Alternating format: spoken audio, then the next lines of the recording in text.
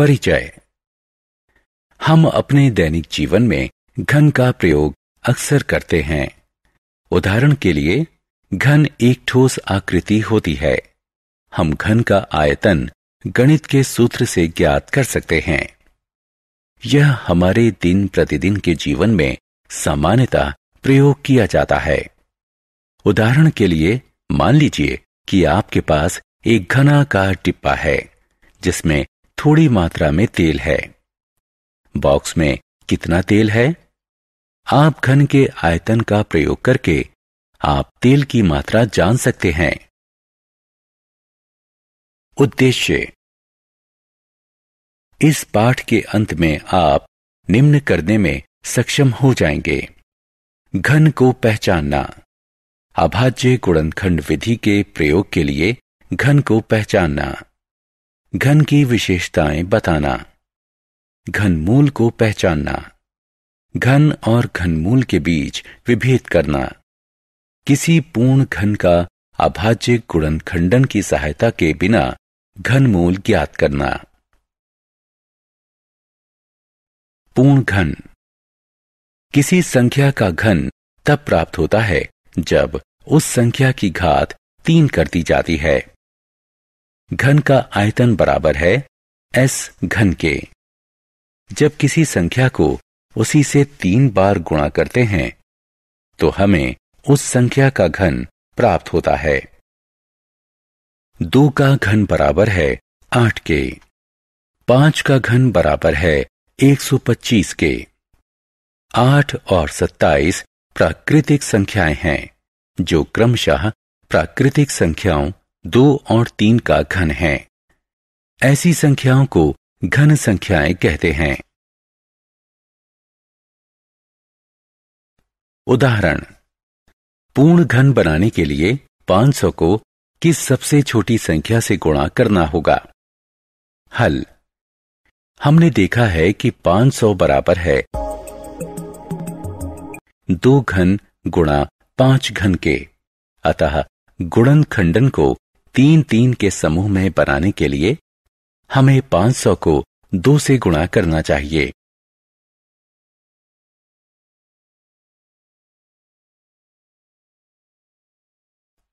उदाहरण: 686 को पूर्ण घन बनाने के लिए किस सबसे छोटी संख्या से भाग देना होगा? 686 का गुणनखंडन करके हमें यह प्राप्त होगा: गुणज 7 3 के समूह में है लेकिन 2 अकेले है, इसलिए यदि इसमें 2 से भाग दिया जाए तो संख्या पूर्ण घन बन जाएगी। 686 को 2 से भाग करने पर यह पूर्ण घन बन जाएगा।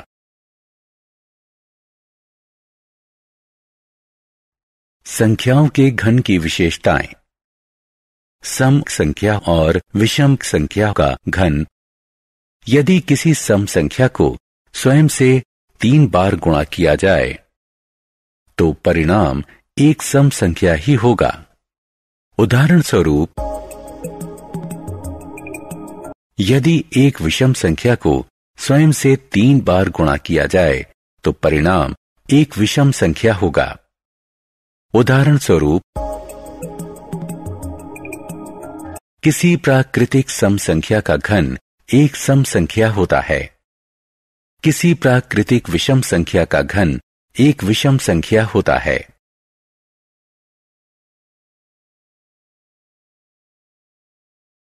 ऋणात्मक पूर्णांकों का घन। नीचे दिए गए गुणन को देखिए।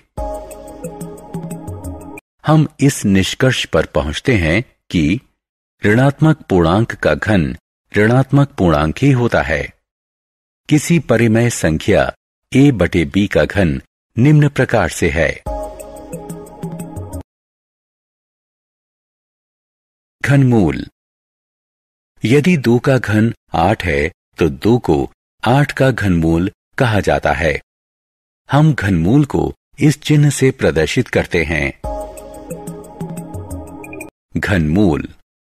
किसी दी गई संख्या का घनमूल वो संख्या होती है जिसका घन दी गई संख्या के बराबर है।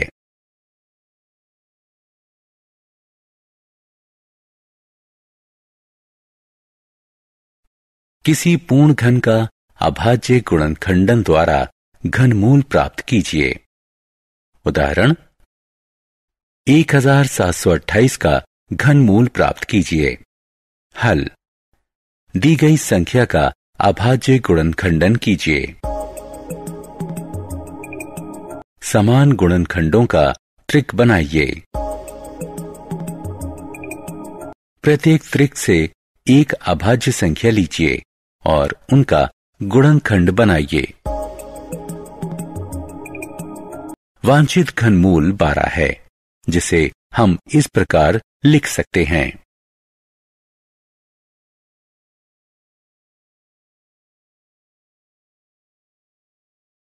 ऋणात्मक संख्या का घनमूल। हमने देखा है कि ऋणात्मक पूर्णांक का घन भी ऋणात्मक पूर्णांक ही होता है। उदाहरण स्वरूप,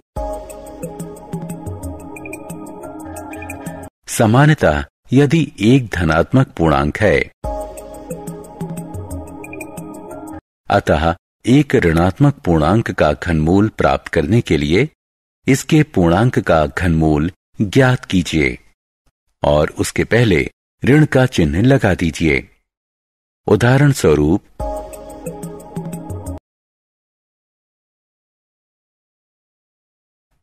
पूर्णांकों के गुणनखंड का घनमूल। उदाहरण स्वरूप,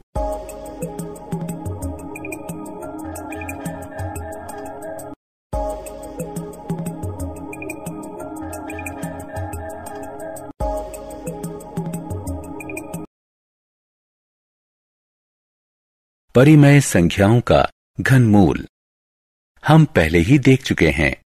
इसे इस प्रकार लिखते हैं। उदाहरण का घनमूल ज्ञात कीजिए। हल,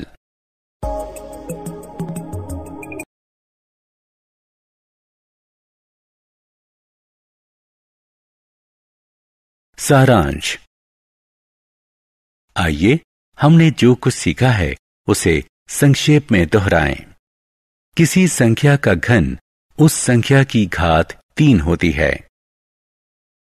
घन संख्या या पूर्ण घन एक प्राकृतिक संख्या होती है जो किसी प्राकृतिक संख्या का घन होता है। एक पूर्ण घन समान गुणनखंडों के त्रिक के रूप में व्यक्त किया जा सकता है। सम प्राकृतिक संख्याओं का घन सम और विषम प्राकृतिक संख्याओं का घन विषम प्राकृतिक संख्या होता है। ऋणात्मक पूर्णांक का घन ऋणात्मक पूर्णांक होता है। किसी परिमेय संख्या का घन इस प्रकार होता है।